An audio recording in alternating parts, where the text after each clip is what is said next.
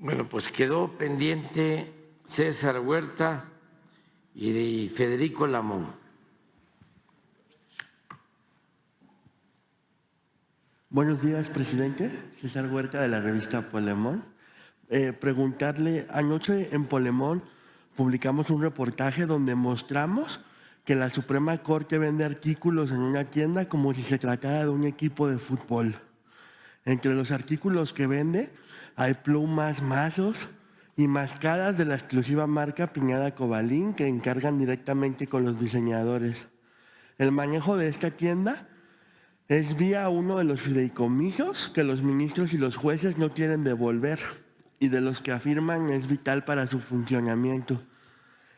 Presidente, la reforma al Poder Judicial es muy probable que se apruebe en su gobierno. Con esta reforma por fin habrá austeridad en un poder que se caracteriza por gastos superfluos como estos. Pues sí, hay que resolver lo de los fideicomisos. No sabía yo que tenían esta tienda, pero bueno, todo esto se va a tomar en cuenta en el debate que se está llevando a cabo en el Congreso acerca de la reforma al Poder Judicial, que es indispensable que los jueces, magistrados, ministros impartan justicia, que dejen de ser instrumentos al servicio de intereses creados. Y lo más lamentable, que estén al servicio de la delincuencia organizada y de la delincuencia de cuello blanco, que impere en el Poder Judicial la corrupción. Eso es lo que busca la reforma, limpiar de corrupción el Poder Judicial. Y no es para enojarnos, preocuparnos. El pueblo va a elegir. Cada vez que hay un problema así, lo mejor es consultar al pueblo cuando se vive en una auténtica democracia. ¿Por qué nada más consultar a las élites, a los grandes empresarios, a los académicos, a los de la llamada sociedad política? ¿Por qué no consultar al ciudadano, a mucha gente que tiene familiares detenidos desde hace más de 10 años y no han sido sentenciados? Miles de presos en esa condición. Además, lo sabe la gente. Cuando se hacen las encuestas, si se le pregunta a la gente sobre la confianza en jueces, en magistrados, en ministros, salen reprobados.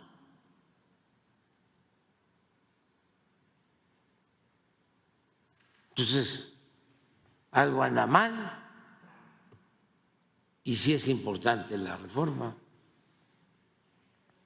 y hacerla sin imponer nada, sin excluir, que participen, que se sometan al escrutinio público los actuales jueces, magistrados, ministros, y que el pueblo decida, que haya un periodo amplio, lo necesario para que se conozca a todos los que quieran participar, que expongan en los medios de comunicación del Estado. La misma Suprema Corte tiene un medio de comunicación, que se presenten ante el pueblo, que den a conocer sus antecedentes, los que ya están y los nuevos, y que haya participación y que también se ajuste. Nosotros no queremos que se apruebe sin quitar una coma nuestra iniciativa. Si se va a mejorar, si se va a enriquecer, pues adelante. Por ejemplo, se nos fue en la iniciativa de que tienen que tener 5 años de experiencia los que puedan participar como jueces, magistrados, ministros.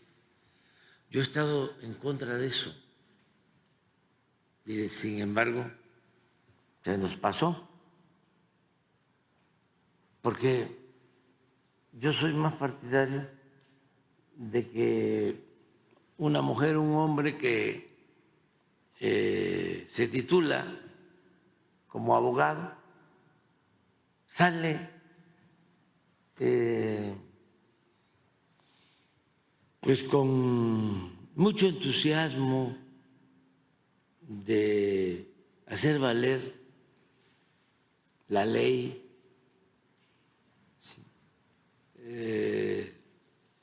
está lleno de frescura, de ideales, de llevar a la práctica la máxima de que al margen de la ley nada y por encima de la ley nadie. Pero ya cuando va pasando el tiempo, ya los 5 años, ya ni hablemos, porque antes casi en todos los requisitos están 10 años de experiencia. Ya a los 10 años ya saben, pero bastante, pero ya perdieron la mística, ya la fueron dejando en el camino, ya aprendieron otras cosas que no se necesitan. Siempre dicen, no, y la experiencia. Sí, van a ser abogados titulados. ¿Y la escuela, pues?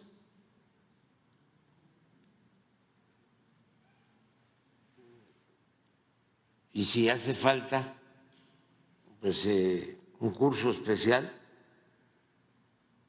se lleva a cabo sobre la función específica de un juez, que es muy compleja la impartición de justicia.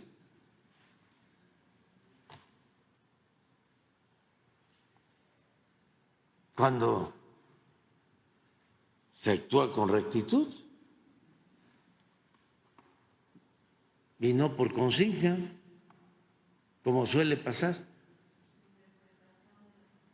Sí, que se llevan a los jueces a comer y los tratan muy bien y van a vacacionar.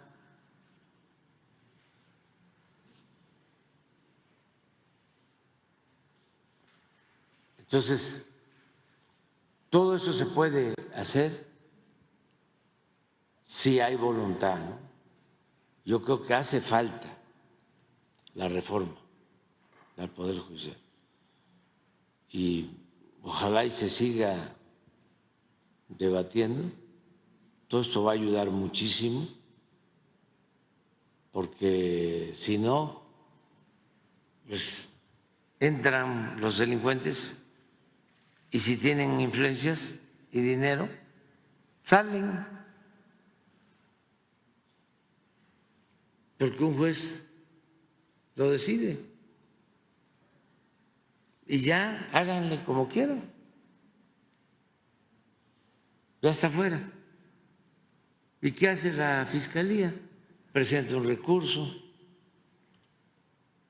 Por lo general resuelven ese recurso 3, 6 meses. Hacen su labor también los abogados en la Fiscalía o en el nuevo juzgado. Y es un círculo vicioso.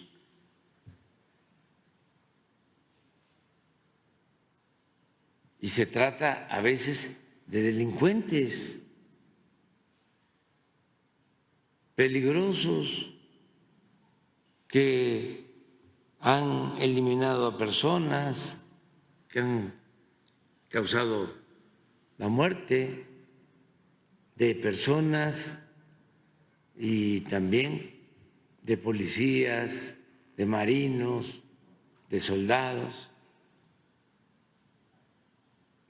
que de repente, sin tener un negocio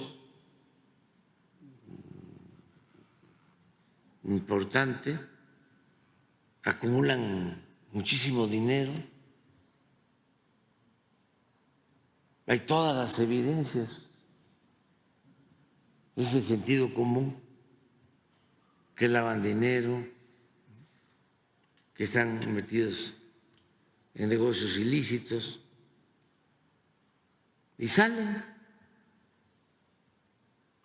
Además, debería hasta de prohibirse eso de que los jueces ordenan la salida de delincuentes los viernes por la tarde, noche. Los clásicos sabadazos. ¿Cómo vamos a estar en estos tiempos todavía con los sabadazos? Y algunos ahí defensores a ultranza de todos estos organismos corruptos, hablando de que está bien el Poder Judicial. Un día, cuando vengan los de seguridad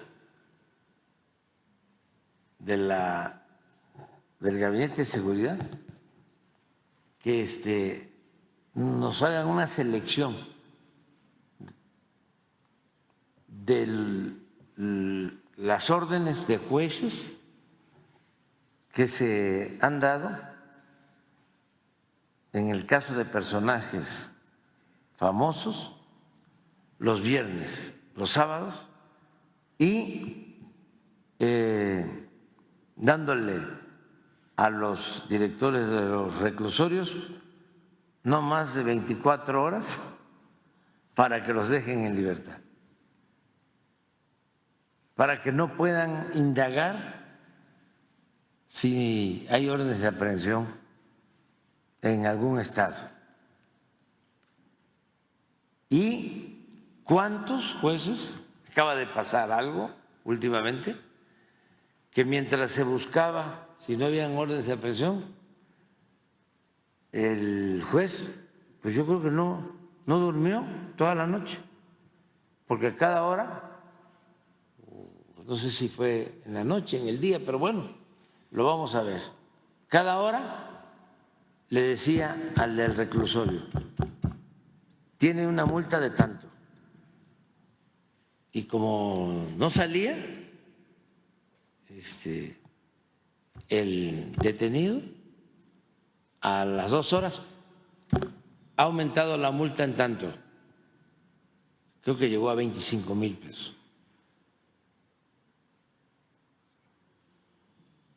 porque se estaba buscando a ver si no habían otras cosas, y no había, que eso es también parte de lo mismo.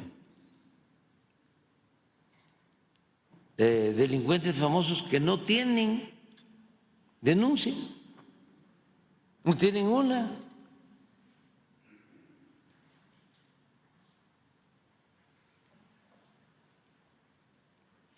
Entonces sí es importante la reforma al Poder Judicial y no es pues venganza ni nada. O sea, nosotros pensamos que esto va a ayudar mucho para que no haya impunidad, que se viva un auténtico Estado de Derecho. Eso de la tienda, pues no debe darse, pero eso es un asunto, digo, no estoy en contra de la investigación de ustedes, pero hay cosas peores.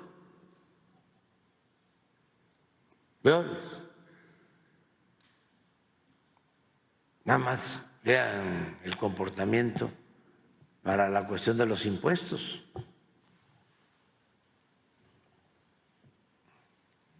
Lo que hizo un ministro ahí que guardó casi un año un expediente de 20,000 millones de pesos. ¿Cuánto pueden ganar vendiendo las corbatas? ¿Cómo se llama la marca? Pineda Cobalín, que son muy buenas, mexicana, ¿eh?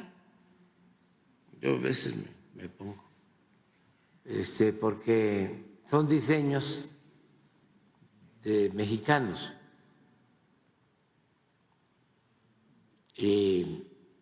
Pero hay que pueden ganar, vamos a decir que obtengan 1 millón de pesos de ganancias, ¿no?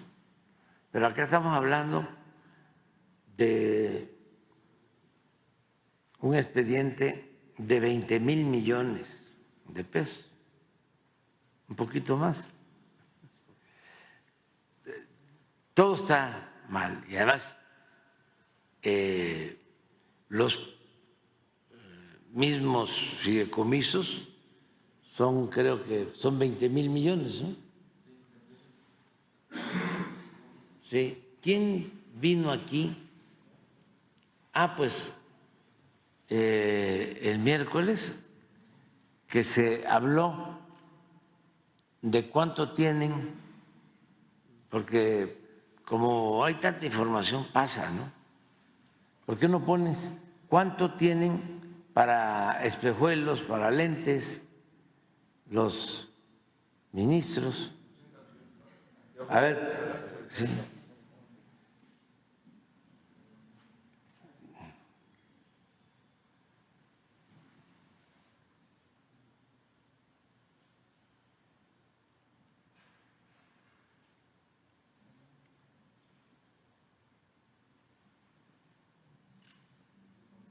Todo eso tiene que resolverse.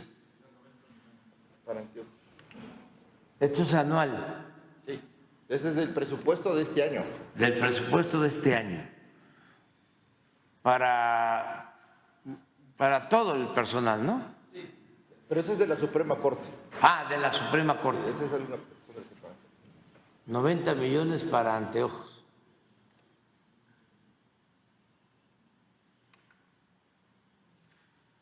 $24 millones para el festejo del Día de la Madre. Eso está bien. 26 millones para el Día del Padre, o sea que más recursos. 235 millones para vestuario. A lo mejor ahí se incluye Sí, camisas, pantalones, vestidos para los trabajadores, para el personal. Sí. 900 millones para traslado. Esos son viáticos para vuelos y para camiones. 282 millones en escoltas, eso sí. Está arriba. Y 1.177 millones para pagos por riesgo. Eso no sé de qué se trate. Debe ser un fondo. Jueces, magistrados y ministros. Sí.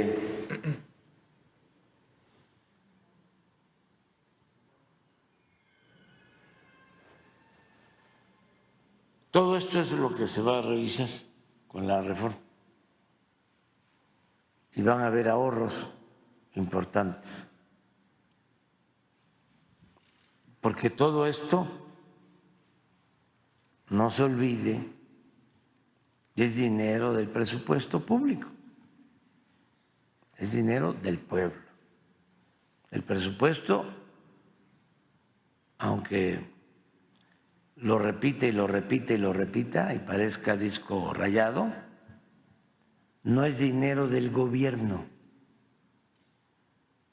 es dinero del pueblo. Esto que es elemental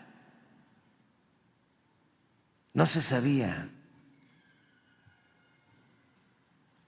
Ustedes, claro que lo sabían, pero hay millones de mexicanos que no lo sabían,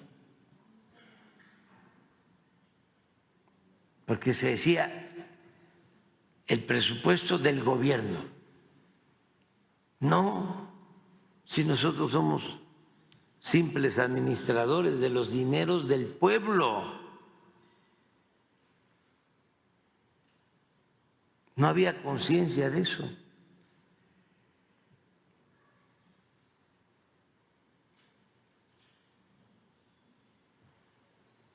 Por eso no cuidaban nada que fuesen bienes del gobierno. Los encampanadores, los que sonsacaban a funcionarios para que se corrompieran, les decían, si no es tuyo, y el que iba en un carro, en una calle con baches, hasta le metía más, porque el carro no era de él, era del gobierno.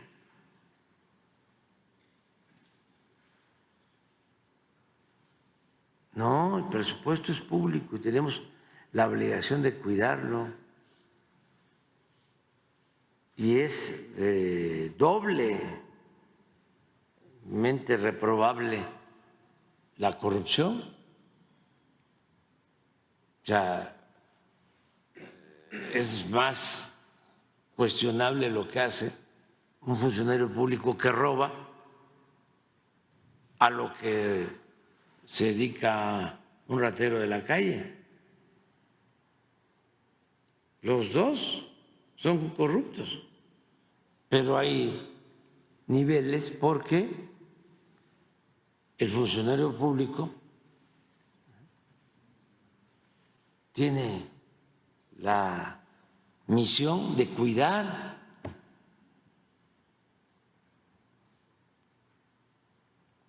el dinero del pueblo y se lo roba.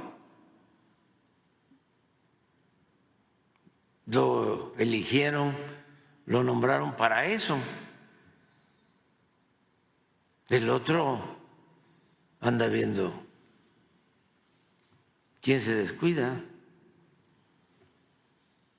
y además corría antes más riesgo de que lo agarraran y sin duda era reputado, señalado como rata, perdón, ratero, ladrón. Y el funcionario público ni siquiera perdía su respetabilidad. Hasta se le aplaudía. Voy a hacer un negocio, decía. Estoy a punto de hacer un negocio. Me están ofreciendo comprarme computadoras. Pues yo no sé nada de computadoras, pero voy a investigar quién sabe y lo contrato y hago mi empresa y vendo las computadoras. Y una computadora que vale 5,000 pesos la vamos a vender en 20,000. Nada más tengo que dar un moche de 5,000. Gran negocio. En general, y se pensaba que era algo normal. No voy a dejar de decir lo que en una ocasión, no hace mucho, dijo un alto funcionario público, de que la corrupción era parte de la cultura del pueblo de México. Exactamente lo opuesto, porque la mayor riqueza de México es la honestidad de su pueblo. Los corruptos son los de arriba.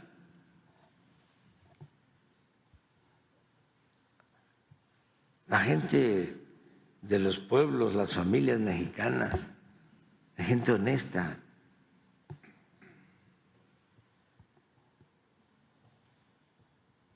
Pero el aspiracionista, ¿no?, que quiere tener un Ferrari y vivir en Rubén Darío, ahora Carlos Salinas,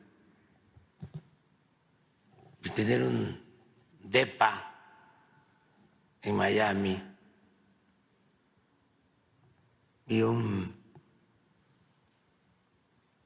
yate y un avión particular.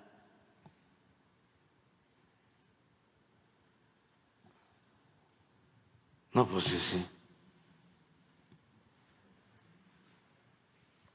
ese sí, pero no son todos los mexicanos.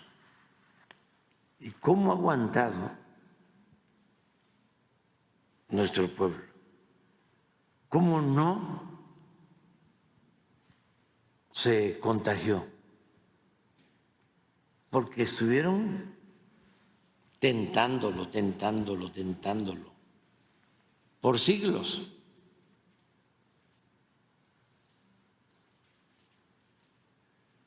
El que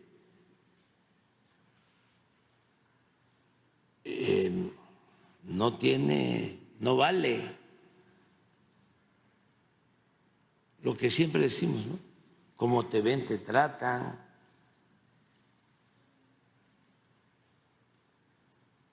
Aprovecha la oportunidad. El que no avanza, el que no tranza, no avanza.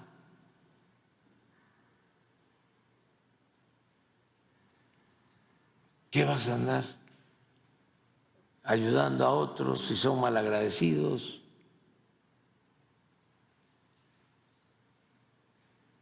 Piensa en tus hijos.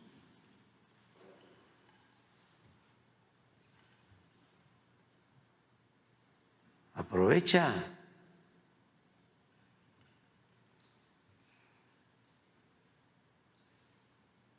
Nada más hagan una investigación, ustedes que son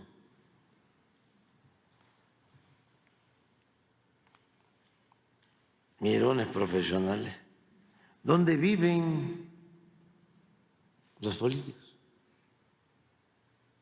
Aquí en la Ciudad de México. ¿Dónde viven?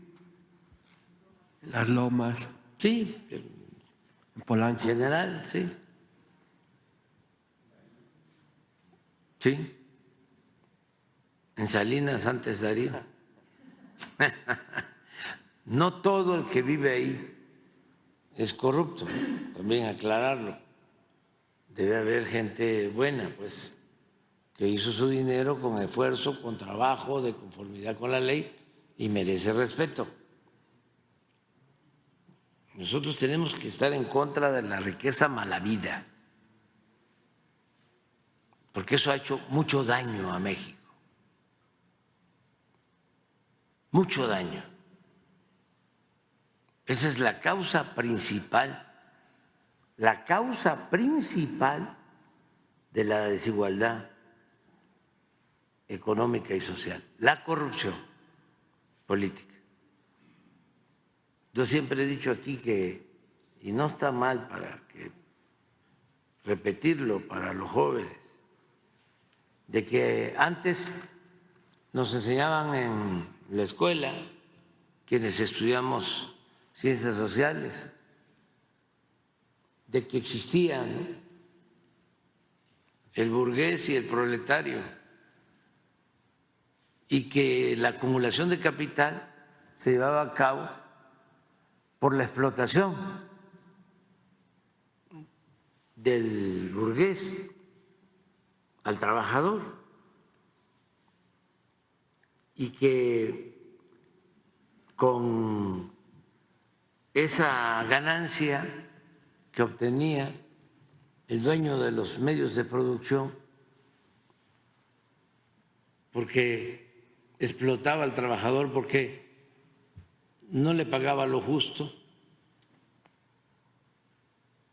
esa plusvalía era la que formaba el capital. Y así surge la burguesía y el proletariado, ¿no? Bueno, eso aplica relativamente en México, porque en nuestro país las grandes fortunas no se hicieron de esa manera.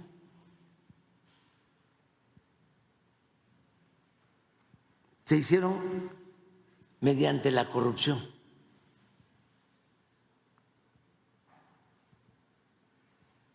Al amparo del poder público.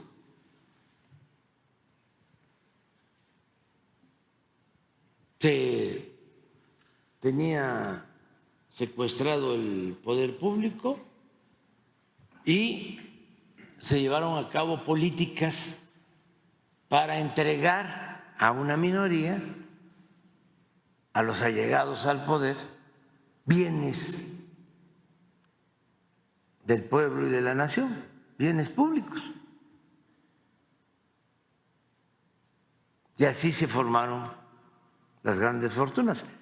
Es muy fácil de demostrar.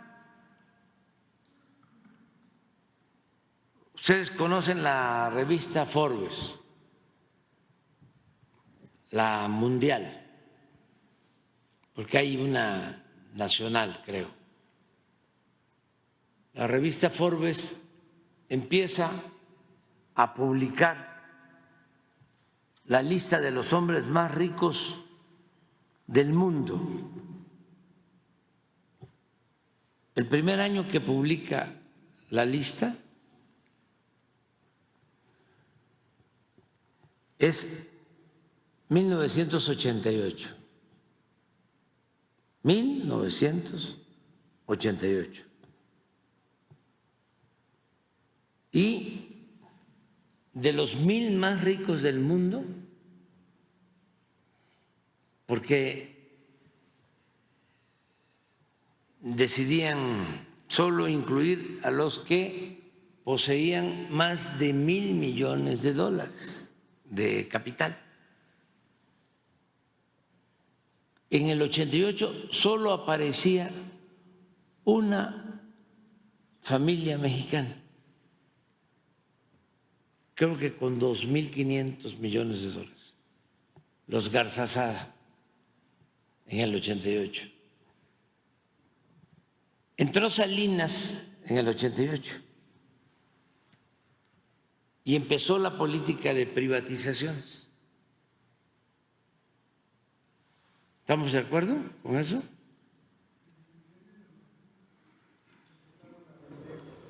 Sí, pero no. La piñata, sí, la grande, fue con Salinas, porque fueron los bancos y las grandes empresas.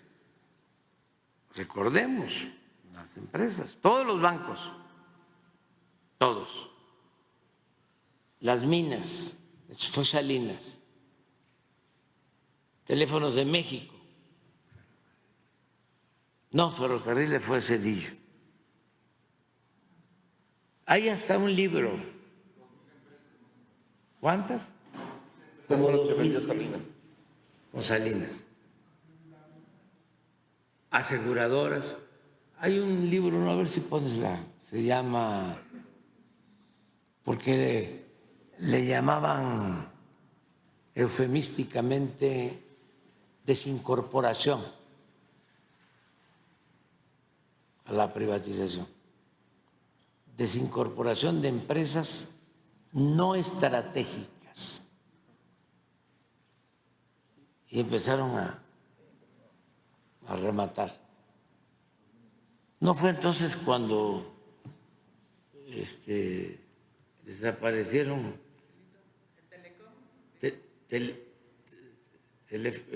telégrafo? No, eso fue después. Sí. Bueno, el caso es que para finales de Salinas, en el 94, lo pueden ver en la revista Forbes. O sea, empieza a publicar la lista en el 88, 89, 90, 91, 92, 93, 94. Ya en la lista de los más ricos del mundo ya aparecían 24. Y en el 88, al inicio del gobierno, una familia. Y esos 24 ya en su conjunto reunían $48,000 millones.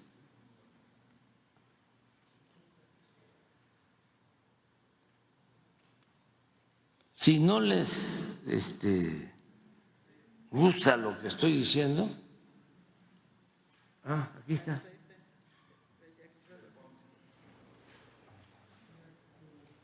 Aquí vienen los datos también para los jóvenes.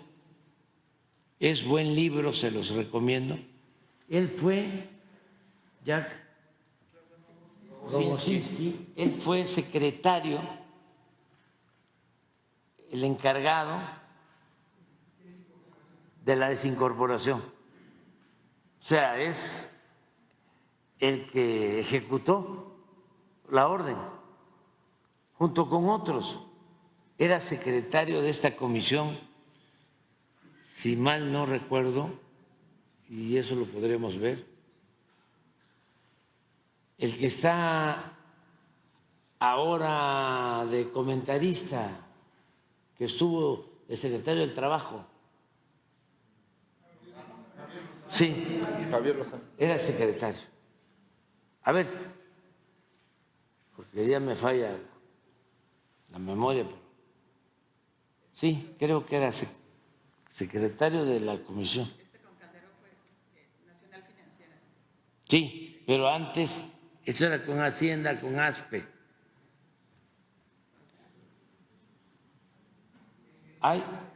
Hay un libro que editó el Fondo de Cultura Económica también como este. El caso es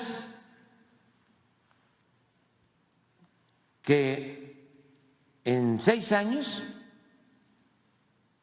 de 2.500 millones de dólares a 48.000 millones de dólares.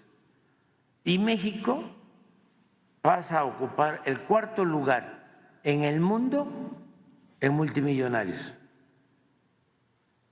solo superado por Estados Unidos, Japón y Alemania.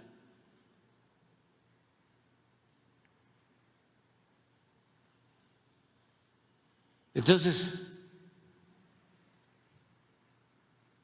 la corrupción es lo que más ha dañado al país. Es la causa principal de la desigualdad. Por eso hay que desterrarla. Y esa es la clave para que nuestro país siga creciendo y siga habiendo bienestar en nuestro pueblo. Si regresa la corrupción, si regresa el salinismo como política,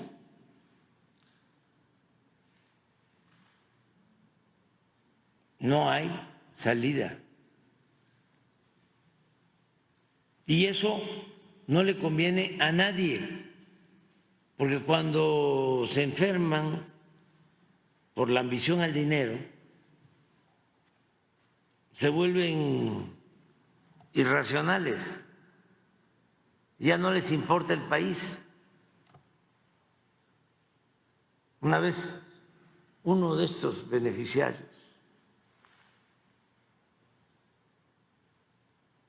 que defensor de las privatizaciones,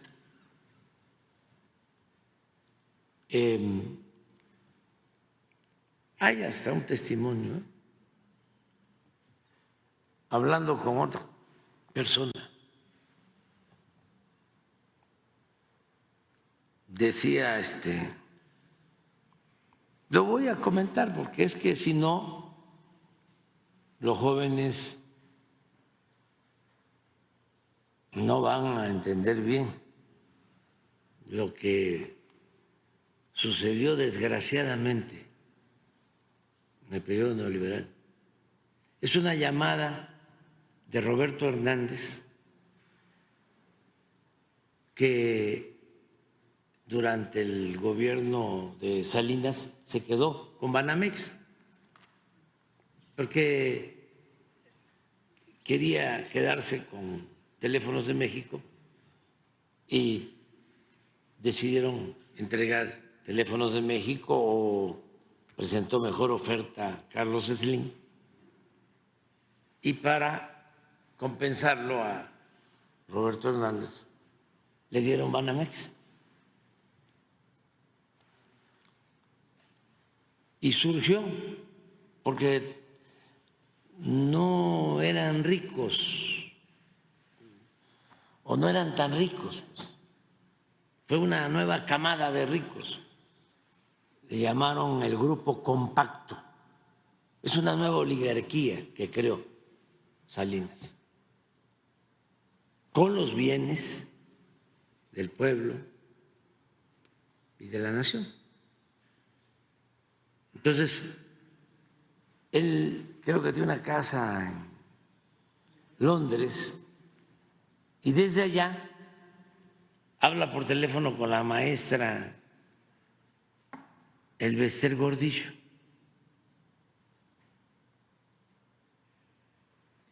Pon la llamada, no la llamada, el texto,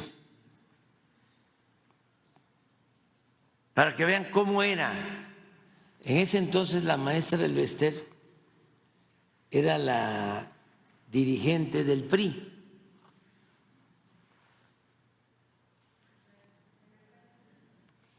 Sí, pero era dirigente del PRI en el Congreso.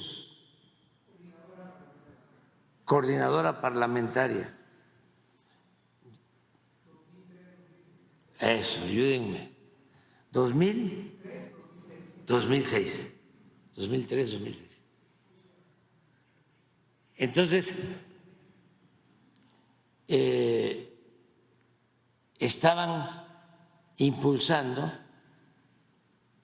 las reformas estructurales, que todavía quedaba la fiscal, la energética.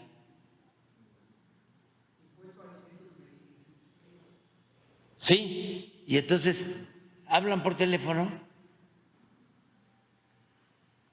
creo que estaba Fox, ¿no? Sí, Fox, para que vean también los jóvenes, ¿no? El cambio que hubo, ¿no? Cuando salió el PRI y entró el PAN. Van a ver el cambio.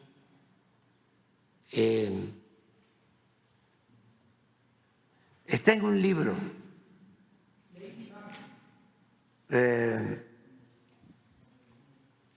Esto fue una grabación de esas ilegales, ¿no?, que hicieron los adversarios de la maestra Elvester, porque después la quitaron. Así fue, ¿no?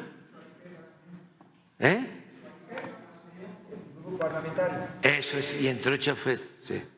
Entonces, para dejarla mal, dieron a conocer la llamada.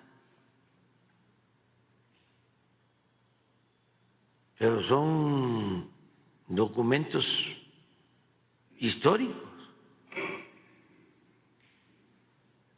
Hay ciertos testimonios que valen mucho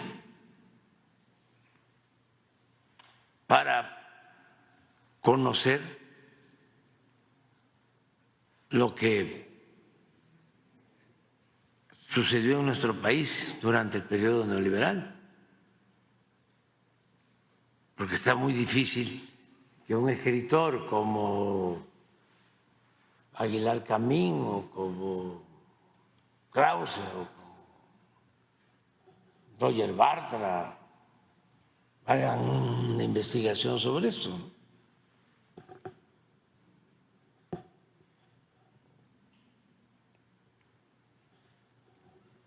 Yo lo reproduzco en un libro.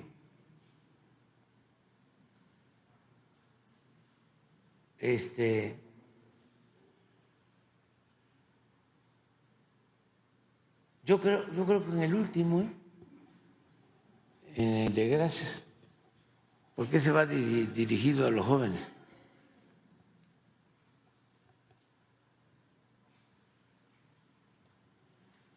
Si no,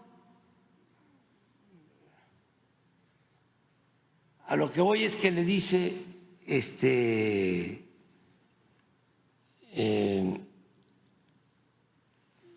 la señora Elvester que está muy pendiente de lo que él pueda opinar, ¿no?, y que han tenido aquí en México reuniones con Reyes Heroles y con otros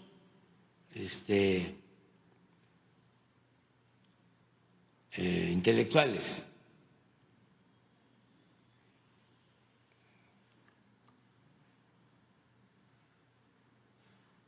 Y funcionarios,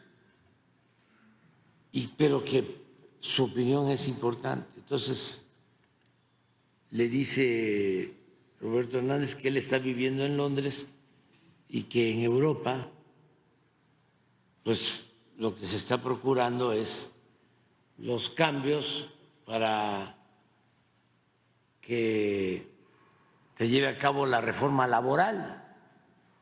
¿Qué era la reforma laboral en ese entonces? Pues era mantener congelados los salarios y quitar prestaciones a los trabajadores. Y también la reforma fiscal, que era el cobrar IVA a alimentos y medicamentos. Y le dice también de la reforma energética, la privatización del petróleo, de la industria eléctrica. Y ya le contesta, no, pues estamos de acuerdo.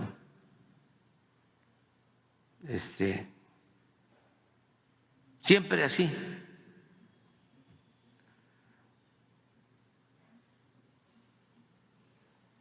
Ya lo tienes. Es que es importante.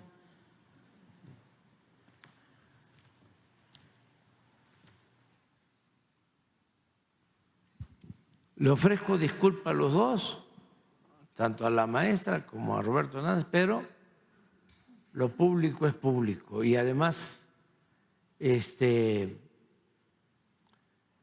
de por medio el futuro de nuestra nación.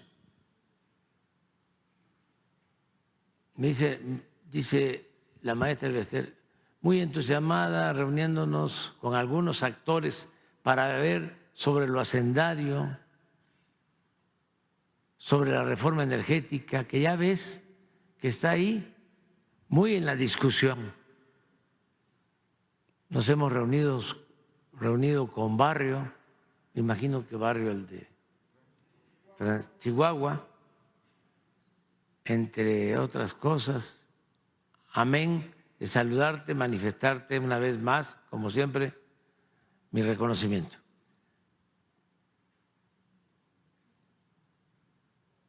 Le dice que muy bien, le dice Roberto Hernández, y luego la maestra Elvester, porque están habiendo reuniones con empresarios, con banqueros, con una serie de gentes para ir ideando qué vamos a hacer. En días pasados la comida fue en casa de Francisco Barrio. Estuvieron algunas personalidades como Carlos Slim, Federico Reyes Heroles. Ya te imaginarás. A mí me toca el 24. Sí, la reunión. Y dice Roberto Hernández, oye, ¿por qué no invitas a Alfredo Harrelup, que es Alfredo es empresario y es amigo de Roberto Hernández? Y hago un paréntesis para decir que Alfredo Harrelup es una muy buena persona y es el mejor promotor del béisbol en México. Cierro paréntesis. Bueno, Elvester le dice a Alfredo Harrelup, ¿cómo no? Invítalo. Le va a dar mucho gusto porque yo no estoy pensando en regresar hasta el año que entra. O sea, no viven aquí o viven una temporada.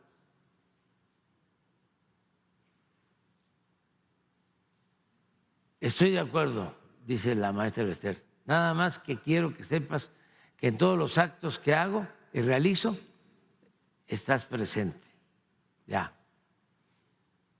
Bueno, oye, te decía, esto es Roberto Hernández, fíjate que lo de las reformas es muy importante.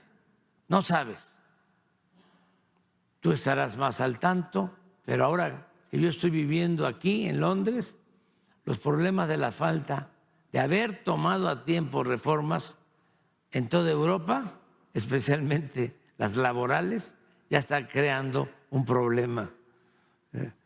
Después de todo lo que está pasando en Europa, es importantísimo este documento, porque lo que creó el problema fueron precisamente las reformas. O ya, a Francia la tienen parada los sindicatos ahora, aunque el gobierno ya se fajó y va para adelante, ¿verdad?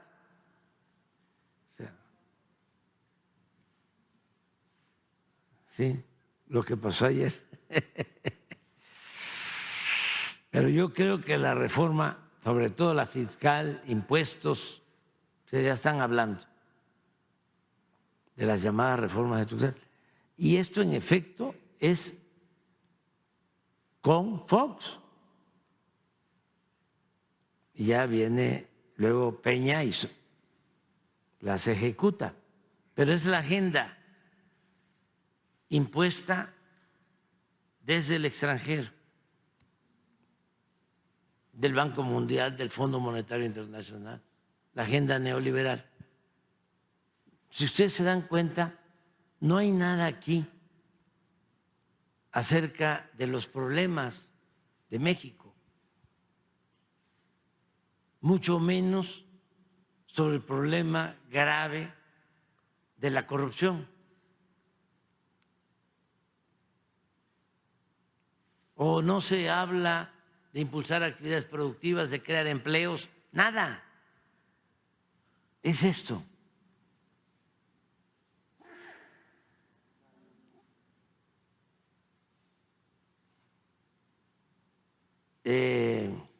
La maestra dice impuestos, la laboral, ¿no?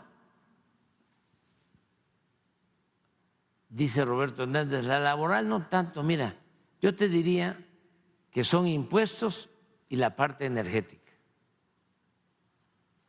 Por aquellos que dudan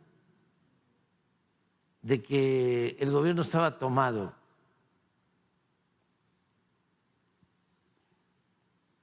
porque ¿dónde está el presidente aquí? O sea, ¿quiénes mandaban? Porque así sucedió. Fue la fiscal, impuestos y la energética. La laboral no tanto, mira, yo te diría que son impuestos y la parte energética. Ajá, muy bien. Yo creo que con esas dos, ya, la maestra Elvester, que sacáramos adelante, ¿verdad? Y yo creo que va a haber, dice Roberto Hernández, una ventana a finales de año, en el último trimestre, que se pudieran poner de acuerdo. Ya, hasta ahí déjalo ya. 2003. Entonces, esto era lo que sucedía. Y ofrecerles disculpas a todos estos actores y decirles algo que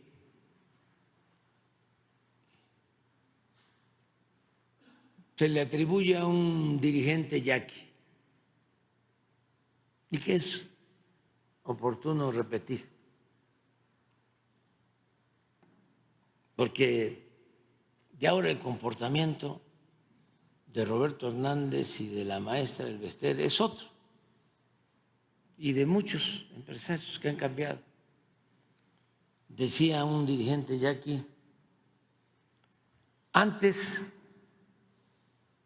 como antes, ahora como ahora. Ahí queda eso.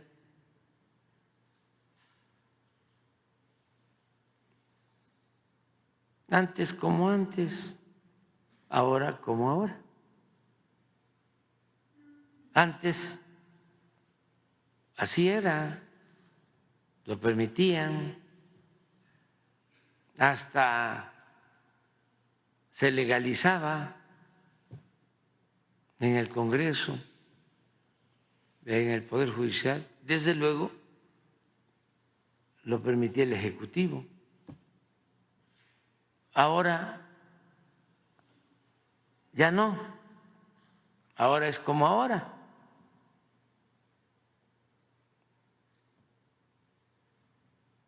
Donde ya no se permite que la agenda la impongan del extranjero ni esté solo al servicio de una minoría,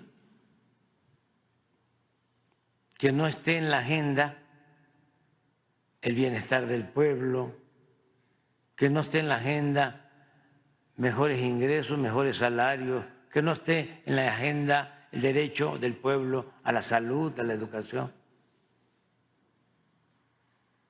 Ahora es como ahora. Y eso es la transformación. Y yo agradezco a todos estos personajes, casi a todos, que han entendido que son nuevos tiempos.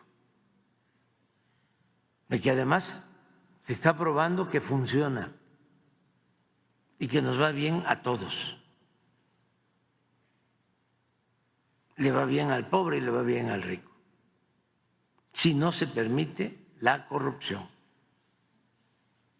si hay justicia, si hay legalidad, si hay un auténtico Estado de Derecho. México se enaltece lo que está sucediendo, se convierte en una potencia. Esa es la clave. Lo otro era la decadencia. Esto da pena.